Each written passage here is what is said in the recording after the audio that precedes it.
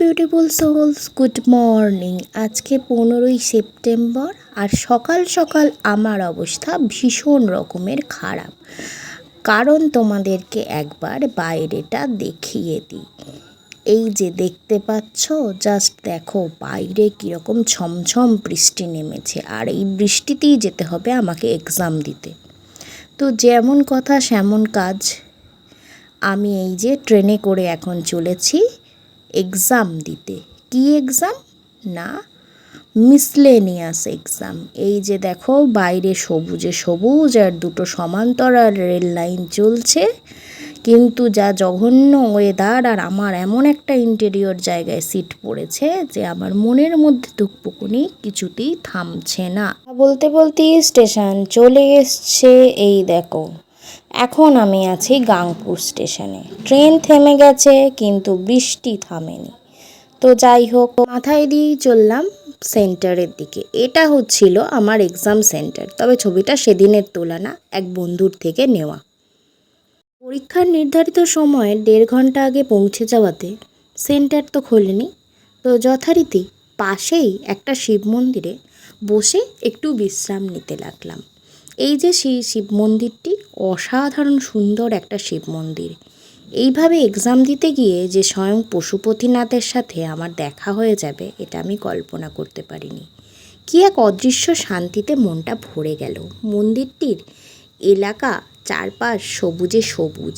এই যে দেখো, এখনও গেট খোলা হয়নি, তাই গেটের সামনে দাঁড়িয়েই অপেক্ষা করছি। অবশেষে পূজারী মহাশয় এলেন, গেট খুললেন। এবার নিত্য পুজো শুরু হবে, সেটা দেখেই তোমরা বুঝতে পারছো। এই যে মাঝখানে যে শিবের বিগ্রহটি আছেন, উনি হচ্ছেন রাজেশ্বর, আর এটি হচ্ছে দেবী দুর্গার একটি শিলামূর্তি। এই যে খুব সুন্দর অনেক রকম ফুল সাজানো আছে। উপস্থিতিতেই পুজো শেষ হয়ে গেছিলো। তারপর আর কি, পরীক্ষা শেষ করে আমি এখন বসে আছি স্টেশনে ট্রেনের অপেক্ষায়। প্রচণ্ড রকমের ক্লান্ত, সাথে সাথে বিধ্বস্ত। ব্যাগে একটি আপেল ছিল, সেই আপেলে কামড় মারছি এবং আকাশের মুণ্ডপাত করছি। এই দেখো স্টেশনের অবস্থাটা দেখো, ক্যামেরায় ধরা পড়ছে না, কিন্তু বিন্দু বিন্দু জল কিন্তু পড়ছে। অনেক দিন পর একটা জিনিস দেখলাম, দাঁড়াও তোমাদের দেখাই। এই দেখো কতগুলো চড়াই পাখি। আমার বাড়ি গ্রামে হলেও খড়ের চালের অভাবে চড়াই পাখি খুব একটা চোখেই পড়ে না। অনেক দিন পর এরকম সুন্দর চড়াই পাখির খেলা দেখতে পেলাম। যখন ছোট ছিলাম, এরকম চড়াই পাখির ঝাঁক যখন উঠোনে নেমে খেলা করতো, দৌড়ে গিয়ে তাদের মাঝে দাঁড়িয়ে পড়তাম, আর চড়াইগুলো ভয় পেয়ে উড়ে পালিয়ে যেত। তখন ছোট ছিলাম, বুঝতাম না, কিন্তু ভীষণ মজা লাগতো। আজকে ওদের খেলতে দেখে পুরনো কথা মনে পড়লো।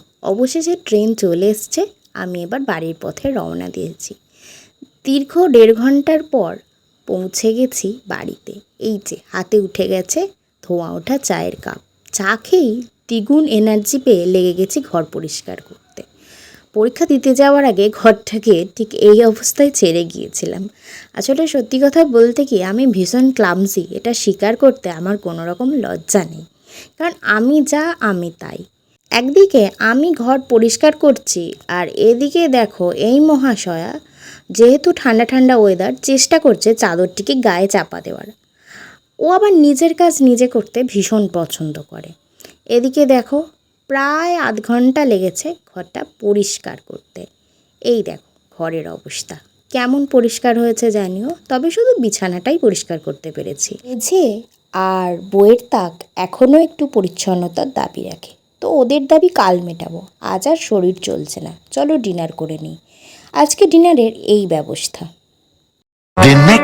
পরদিন সকালেও দেখো আকাশের মুখ কিন্তু বেশ গম্ভীর, তবে একটাই শান্তির ব্যাপার, সকাল থেকে আর ছমছমিয়ে বৃষ্টি বা টিপটিপিয়ে বৃষ্টি বা ঝিরঝিরিয়ে বৃষ্টি শুরু হয়নি। সত্যি কথা বলতে কি, প্রত্যেকটা জিনিসই একটা নির্দিষ্ট পরিমাণে হলে ভালো লাগে। 3 দিন ধরে কন্টিনিউ বৃষ্টি পড়ছে, আবার দেখো বাদল পোকাও উঠছে আকাশে, তার মানে মনে হচ্ছে বৃষ্টি আবার নামবে। তো বৃষ্টিই নামুক আর টর্নেডোই আসুক, কী আর করা যাবে, আমাদের হাতে তো কিচ্ছু নেই। একটা জিনিসই আমার হাতে আছে, সেটা হচ্ছে আমার বাজার যাওয়া। আজকে আমাকে বাজার যেতেই হবে, কারণ পরীক্ষার জন্য আমি 2 দিন যেতে পারিনি। এই দেখো বাজার থেকে খুব তাড়াতাড়িই ফিরেছি, আর এতগুলো মুদিখানার জিনিস আমাকে নিয়ে আসতে হয়েছে। বাড়ি ফিরে আবার দেখি একই কেলেঙ্কারি। তোমরাই দেখো, জামা কাপড় ছেড়ে ঘরে ঢুকতেই দেখি ঘরের মেঝের অবস্থা ঠিক এরকম। দিদা সব কিছু টেনে টেনে খাটের তলা থেকে বাইর করছে। আমি জিজ্ঞাসা করতেই বলল, পুজোর আগে নাকি ঘর পরিষ্কার করতেই হয়। আমার একটু সাহায্য করার ইচ্ছে ছিল, কিন্তু ইদানিং অ্যালার্জি সাংঘাতিক মাত্রায় বেড়ে যাওয়ার কারণে দিদা আমাকে মোটেও ওখানে থাকার অনুমতি দিল না। আমি চুপি চুপি একটু ভিডিও করে পালিয়ে এসেছি। এদিকে রুষা দেখো কীরকম বসে বসে গা চুলকাচ্ছে আর দিদার কাজ দেখছে। ওর খাঁচার মধ্যে ঝুড়ি খালি দেখে কিন্তু কেউ আবার ভেবে বসো না ওকে আমি খেতে দিই না। এই দেখো দিদা একটা একটা করে বাসন পরিষ্কার করছে। তারপর স্নান করে আমি খেতে বসে গেছি। আজকের মেনুটা আমার খুব ফেভারিট, আর বলে দিলাম না, খুব সিম্পল একটা মেনু, তোমরাই দেখে বুঝে নাও। তারপর ভাত খেয়ে উঠে দেখি এক কাণ্ড, ইনি বসে আছেন বাথরুমের ছাদে।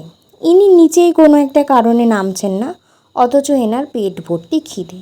তো চুপটি করে এইভাবে বসে আছেন আর কন্টিনিউ ম্যাও ম্যাও করে ডাকছেন। ইনি চাইছেন এনাকে ওপরে খাবার পৌঁছে দেওয়া হোক। তো এক্সাম দিতে গিয়েছিলাম, কিন্তু ওই যে বলে ঢেঁকি স্বর্গে গেলেও ধান ভানবে, তাই এক্সাম দিতে গিয়ে একখানা জিনিস নিয়ে এসেছি। এই যে এটার মধ্যে জিনিসটা ভরা আছে, কাল থেকে ব্যাগের মধ্যেই ভরা আছে। আসলে এত টায়ার্ড হয়ে গিয়েছিলাম, দাঁড়াও দেখাই তোমাদের জিনিসটা। ট্যান ট্যান, এই দেখো একটা গাছে দেখি অজস্র মানি প্ল্যান্ট ধরে আছে। তো কী আর করবো, পকেটে তো মানি টিকছে না, তো এই মানি প্ল্যান্টটিরই খানিকটা শাখা ভেঙে এনে রেখে দিয়েছি। তো এখন এই যে এরকম একটা কাঁচের গ্লাস নিয়ে নিয়েছি, এই কাঁচের গ্লাসের জলের মধ্যে এটাকে আপাতত আজকের দিনটা ডুবিয়ে রেখে দিই, কালকে আমি এটাকে বসিয়ে দেবো। তো আমি এর আগে কোনো দিন মানি প্ল্যান্ট লাগাইনি গাছ, কিন্তু অনেকের বাড়িতে দেখেছি, খুব সুন্দর দেখতে লাগে। তো তোমরা আমাকে একটু গাইড করে দিও এই মানি প্ল্যান্ট গাছের যত্ন আমি কীভাবে নেব।